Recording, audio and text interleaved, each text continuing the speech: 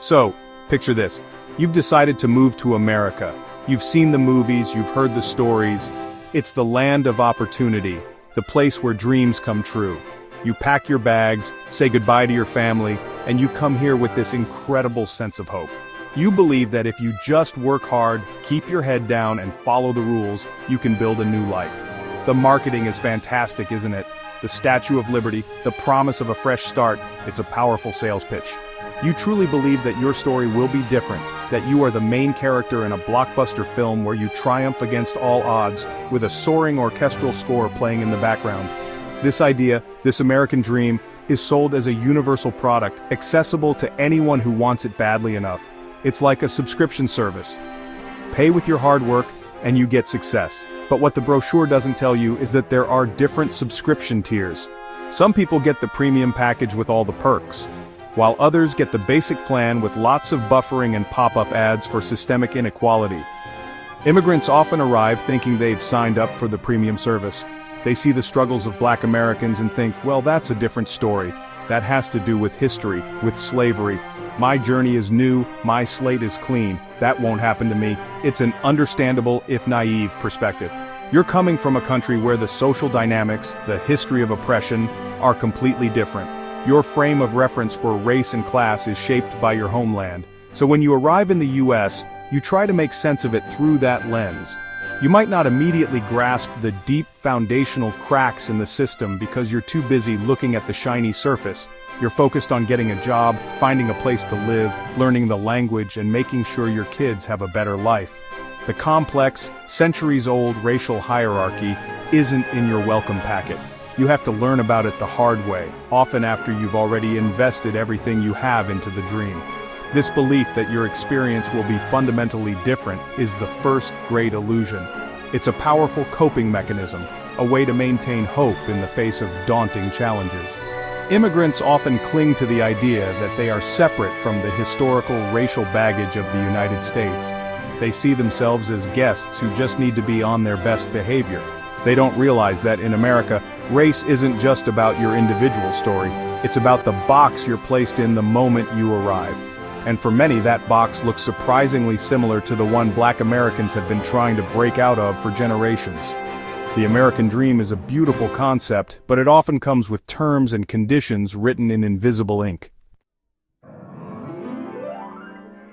When immigrants land in the United States, they're often handed a history book with several key chapters ripped out. They learn about the Founding Fathers, the pursuit of liberty, and the land of the free. But the brutal, ongoing story of white supremacy and its devastating impact on Black and Native American communities is often treated like an awkward footnote. It's something that happened back then, a problem that was supposedly solved by a few laws and a national holiday. This selective version of history allows new arrivals to maintain their optimism, but it also creates a dangerous blind spot. It's like moving into a beautiful house without the realtor telling you it was built on a haunted graveyard. This isn't always a malicious choice to ignore the truth. For many, it's a matter of survival and focus. You're trying to navigate a new culture, a new economy, and a new language. The complexities of America's racial caste system feel like an advanced level course you don't have time for, so you stick to the basics. You see the narrative of individual success and you latch onto it. The problem is, by ignoring the systemic reality of Black oppression, you're missing the fundamental context of the country you've moved to. You can't understand the rules of the game if you don't know how the game was designed and who it was designed to benefit. The media immigrants consume, both from their home countries and within the US, often reinforces this incomplete picture. It celebrates immigrant success stories, the doctor, the engineer, the entrepreneur, without ever examining the racial landscape they had to navigate. These stories become the blueprint, suggesting that personal grit is the only ingredient needed. They rarely show the flip side, the systemic barriers, the racial profiling, and the daily microaggressions. This creates a skewed perception where the struggles of Black Americans are seen as a failure of individual effort rather than a predictable outcome of a rigged system. It's a convenient narrative because it keeps the dream alive, but it's a fantasy. Overlooking this reality is like trying to be a weatherman without acknowledging the existence of hurricanes. You can talk about sunny days and gentle breezes all you want, but when the storm hits, you'll be completely unprepared. By not seeing or choosing not to see the long and brutal history of white supremacy, immigrants set themselves up for a rude awakening. They fail to recognize that the same systems that have oppressed Black Americans for centuries will not simply give them a free pass. The blind spot isn't just about history. It's about understanding the present and predicting the future. It's about realizing the storm has been raging for a long time and you've just sailed right into it. When immigrants arrive, they quickly learn there's a social ladder, and the goal is to climb up. The system of white supremacy is very clever. It doesn't just oppress, it also offers incentives for siding with the powerful. It creates a hierarchy where whiteness is at the top, and it encourages everyone else to fight for the spots just below it. This is the classic divide and conquer strategy. Instead of seeing Black and Native American communities as natural allies who have been fighting the same beast for centuries, some immigrants see them as competition. They see a path to acceptance that involves distancing themselves from those at the bottom of the racial ladder. This decision is often driven by fear and a desire for security. You're new, you're vulnerable, and you want to fit in. You see how Black people are treated by the police, by the courts, and in the job market, and you think, I don't want that for my family. So, you make a calculated choice. You adopt the language and attitudes that you believe will grant you proximity to whiteness. You might laugh at the same jokes, nod along with the same stereotypes, and emphasize how different your community is. It feels like a strategic move, a way to secure a better position for yourself and your children in a country that is clearly not a level playing field. The consequences of this choice are profound. By choosing not to unite with Black and Indigenous communities, immigrants inadvertently strengthen the very system that will eventually turn on them. They become unwitting pawns in a game designed to maintain the status quo. When they side with the oppressor, they give that system more legitimacy. They help to perpetuate the myth that the problem isn't the system itself, but the people at the bottom. This prevents the formation of a powerful, multiracial coalition that could actually challenge the foundations of white supremacy. It's like being on a sinking ship and fighting over the best deck chair instead of working together to patch the hole. Ultimately, this strategy is a trap. The acceptance granted by the dominant group is always conditional. It can be revoked at any moment. As soon as the political winds change, or as soon as your community is no longer seen as a model minority, you can find yourself becoming the new target. This distance you've created from other oppressed groups means that when you need allies, there might be no one there to answer the call. You've spent so much energy trying to climb a ladder that is leaning against the wrong wall, only to find that the wall itself is designed to crumble. The missed opportunity for solidarity is a tragic outcome of this pursuit of conditional acceptance. One of the most powerful myths sold to immigrants is the idea that they can insulate themselves from racism through sheer hard work and strong family values. It's a comforting thought, a belief that you can build a fortress of virtue that discrimination cannot penetrate. You tell yourself, if I'm a good employee, a good neighbor, and raise my children to be respectful and educated, then the system will have no choice but to reward me. Racism is for people who don't follow the rules. This mindset turns the American dream into a simple equation. Effort plus morality equals success. It's an appealing formula because it gives you a sense of control in a world that often feels chaotic and unfair. This belief system is reinforced by stories of immigrant exceptionalism. We all know them. The family that came with nothing and built a business empire. The child of farm workers who became a neurosurgeon. These stories are held up as proof that the system works, but they are the exceptions, not the rule, and they create a dangerous illusion. They suggest that if you are facing discrimination, it must be because you're not working hard enough, or your values aren't strong enough. It shifts the blame from the systemic nature of racism to the individual, forcing people to constantly question themselves instead of questioning the society they live in. The reality is that no amount of hard work can make you immune to a system that is designed to see you as other. You can have 3 degrees and a perfect credit score, but you can still be followed in a store, denied a promotion, or pulled over for driving in the wrong neighborhood. Your family values can be impeccable, but that won't stop someone from telling you to go back to your country. The shield of meritocracy is made of glass. It looks solid from a distance, but it shatters on first contact with the hard reality of systemic prejudice.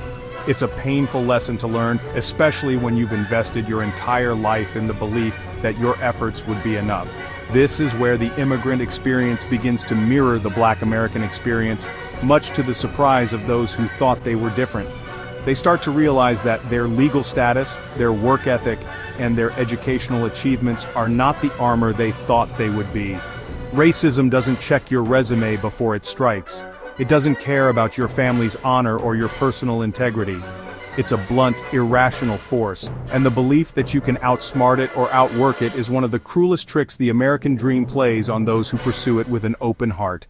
The realization dawns that you cannot personally succeed your way out of a collective problem. For a time, some immigrant groups are granted the coveted status of model minority. This is a label that, sounds like a compliment but really functions like a leash. It's a way of saying, look at this group, they came here with nothing, worked hard, and they're successful. Why can't other groups be more like them? It's a tool used to praise one community while at the same time shaming another, particularly Black and Latino communities. It drives a wedge between minority groups, creating resentment and, honestly, preventing solidarity. For the group being praised, it feels good for a while. You feel seen, you feel validated. You are presented as the good immigrant, but this status is incredibly fragile and honestly can be taken away in an instant. All it takes is a geopolitical crisis, an economic downturn, or a pandemic. Suddenly, the narrative shifts. The same community that was once praised for its work ethic is now viewed with suspicion and hostility. The actions of a few individuals or even the policies of a foreign government thousands of miles away are used to stigmatize the entire community. The model minority quickly becomes the scapegoat, blamed for society's problems. It's a shocking betrayal for those who believed they had earned their place and their safety through good behavior. We've seen this happen time and time again. After the attack on Pearl Harbor, Japanese Americans, many of whom were citizens, were rounded up and put into internment camps. After 9/11, Muslims and people of South Asian descent were subjected to intense surveillance, discrimination, and hate crimes. More recently, during the COVID-19 pandemic, Asian Americans were falsely blamed for the virus and faced a terrifying surge in violent attacks. In each case, the model minority label proved to be worthless. It was a temporary pass, not a permanent membership card. It shows that acceptance from the dominant culture is conditional and can be rescinded without warning. This cycle of praise and punishment reveals the true nature of the model minority myth. It's not about celebrating success, it's about control. It's a way to manage minority populations by rewarding those who conform and punishing those who are deemed a threat. It teaches a brutal lesson. No matter how hard you work or how much you contribute, your security is never guaranteed. When the system needs a villain, it will not hesitate to cast you in that role. This is the moment when many immigrants realize that their struggle is not so different from that of other marginalized groups. The pedestal they were placed on was never meant to be a permanent home, it was just a temporary stage. In a society structured around a racial hierarchy, it's natural to want to get as close to the top as possible. For many immigrants, this translates into a pursuit of proximity to whiteness. This isn't necessarily about wanting to be white, but about wanting the privileges, safety, and opportunities that are associated with whiteness in America. It's a pragmatic, if short-sighted, survival strategy. This pursuit can manifest in many ways: moving to predominantly white neighborhoods, sending your children to certain schools, changing your name to sound more American, or even altering your appearance. It's all part of an effort to assimilate and be seen as less foreign and more acceptable. This chase is fueled by the belief that if you can just blend in enough, you can escape the penalties of being different. You might adopt the cultural markers of the white middle class, the way you dress, the car you drive, the hobbies you pursue. You might avoid speaking your native language in public or discourage your children from learning it, fearing it will mark them as outsiders. These are often painful sacrifices, a chipping away of your own identity in exchange for a perceived sense of security. You are essentially trying to become a ghost, hoping to move through society without attracting the negative attention that comes with being a person of color. The problem is, this proximity is an illusion. You can get close, but you can never truly arrive. Whiteness is not just a culture, it's a club with a strict membership policy, and the bouncers at the door are very good at their jobs. No matter how perfectly you assimilate, your name, your face, or your family history will always mark you as different. The acceptance you receive is often superficial and can vanish the moment you step out of line or when your presence becomes inconvenient. You are a guest in the house, but you are never truly part of the family. You are always one mistake away from being reminded of your place. This pursuit also comes at a great personal and communal cost. By focusing all your energy on gaining the approval of the dominant group, you create distance from your own community and from other marginalized groups. You might start to look down on those who haven't assimilated as much as you have, buying into the same logic that oppresses you. This internalizes the racism of the system and turns you into an agent of your own assimilation. The chase for proximity to whiteness is a lonely and ultimately unfulfilling journey. It promises a safe harbor, but it often leads to a place where you belong neither here nor there, caught between the world you left behind and one that will never fully accept you. There's a fundamental misunderstanding at the heart of many immigrant journeys. People come to America chasing the American dream, but what they often end up pursuing is the American deal. The dream is about freedom, opportunity, and self-determination. It's about building a life on your own terms. The deal, however, is about seeking approval from the white establishment. It's about proving your worth, demonstrating your loyalty, and hoping to be rewarded with acceptance and a measure of success. The dream is about liberation. The deal is about assimilation. And many people don't realize they've made this trade until it's too late. Chasing the deal means you are constantly looking over your shoulder, wondering if you are doing enough to please the people in power. Your choices are not guided by your own aspirations, but by what you think will be viewed favorably by the dominant culture. You take the safe job, you silence your political opinions, and you avoid rocking the boat. You become hyper-aware of how your actions might reflect on your entire community, because you know you are being judged as a representative, not as an individual. This is an exhausting way to live. It's a life defined by anxiety and the constant pressure to perform respectability. This focus on white approval fundamentally misunderstands what real opportunity looks like. Real opportunity means having the freedom to fail, to be different, to speak out against injustice without fear of losing everything. The deal, on the other hand, offers a conditional form of success. You can climb the ladder, but only if you don't look down or question the ladder's stability. You can have a seat at the table, but only if you agree not to talk about the fact that the table is tilted. It's a form of success that is hollow at its core because it is not built on a foundation of genuine equality or respect. It's a performance, and the applause can stop at any moment. Breaking free from this mindset requires a radical shift in perspective. It means redefining success on your own terms.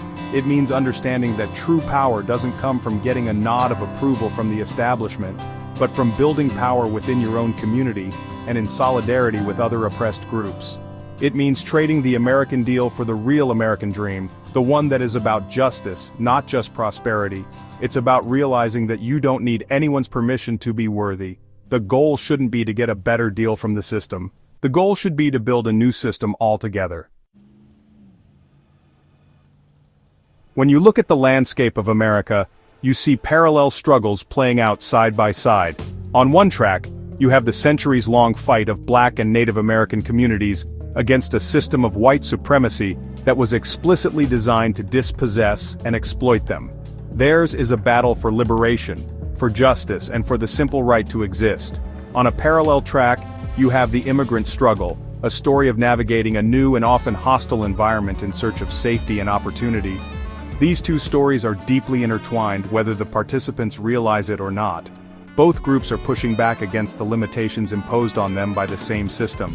The tragedy is that these two tracks rarely intersect. Instead of seeing each other as partners in a shared fight, they are often positioned as competitors. The system is brilliant at this. It creates scarcity and then tells everyone to fight over the scraps. It tells immigrants that the reason they can't get ahead is because of affirmative action programs designed to help Black Americans. It tells Black Americans that immigrants are taking their jobs. These are calculated lies designed to keep the groups divided, suspicious, and focused on each other instead of on the real source of their problems. It's a classic misdirection, and it works far too often. Imagine what could be possible if these groups recognized their common enemy and joined forces. The power of a united front of Black, Indigenous, immigrant, and other marginalized communities would be immense.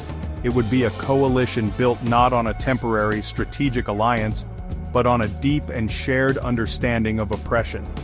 This coalition could demand real systemic change, not just minor reforms, but a fundamental restructuring of power and resources in the country.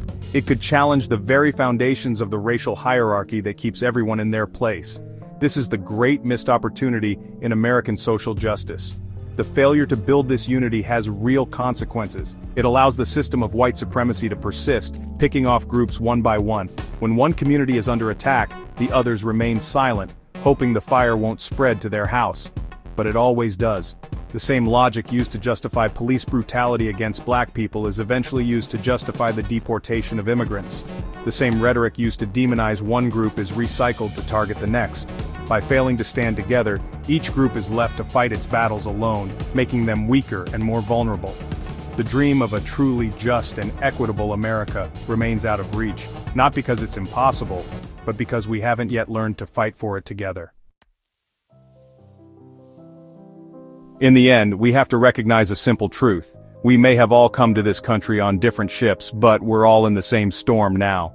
The illusion that some of us have better boats or are navigating calmer waters is just that, an illusion. The storm is white supremacy, and it affects us all, albeit in different ways and with different levels of intensity. The sooner immigrant communities realize that their fate is bound up with the fate of Black and Native American communities, the sooner we can start working on a collective survival plan. The idea that you can find a personal, isolated shelter from a systemic storm is a dangerous fantasy. This realization requires humility and a willingness to learn. For immigrants, it means setting aside the myth of exceptionalism and listening to the voices of those who have been fighting this storm for generations. It means learning the real history of the United States, not the sanitized version from the welcome brochure. It means understanding that the struggles of Black Americans are not a separate issue but are, in fact, the central issue that defines the American experience. Their fight for justice lays the groundwork for everyone else's fight. Their liberation is inextricably linked to the liberation of every other marginalized group. Building this unity is not easy. It requires confronting uncomfortable truths, both about the country and about our own communities. It means acknowledging the ways in which some immigrants have been complicit in upholding the system, either actively or through silence. It means moving beyond the transactional politics of what's in it for my group, and embracing a more profound solidarity rooted in a shared vision for justice. It's about building bridges of empathy and understanding, recognizing the different ways we are harmed, and finding the common ground in our desire for a world where our children can be safe and free. The ultimate goal is not to get a bigger piece of the American pie as it currently exists. The goal is to bake a new pie with a different recipe altogether, one that doesn't have oppression baked into the crust. This is the shared horizon we should all be looking toward. It's a future where the American dream is not an exclusive club or a conditional deal, but a genuine promise available to everyone.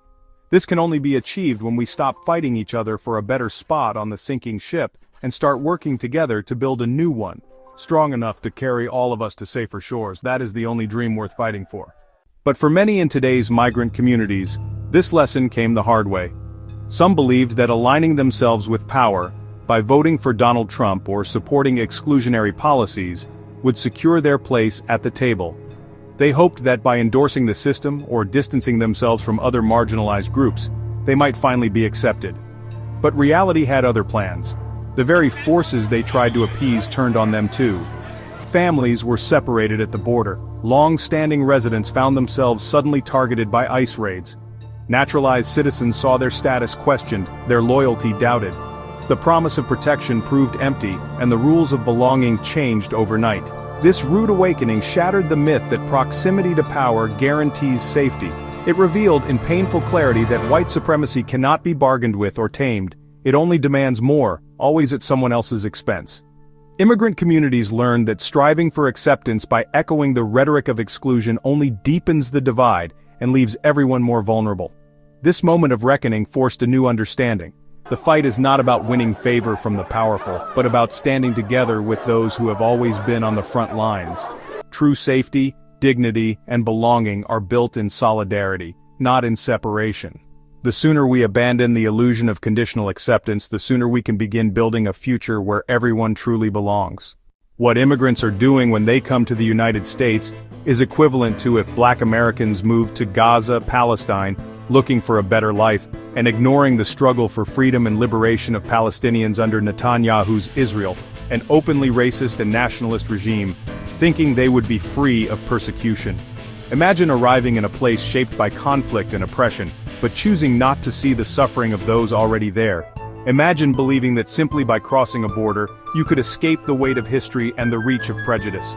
But no matter how far you travel, the structures of injustice persist, unless you stand with those fighting for freedom, dignity, and true liberation. This comparison isn't meant to diminish anyone's dream for a better life. Instead, it's a call to recognize that liberation is collective. If we ignore the struggles of those around us, we risk repeating the same patterns of exclusion and division. Safety and belonging cannot be found by turning away from oppression, but by confronting it, together. In every corner of the world, the fight for justice is interconnected. Our futures are bound up with the freedom of others. When we see ourselves in the struggles of those who came before, and those still fighting today, we begin to build not just a new life, but a new world, one where everyone is truly free.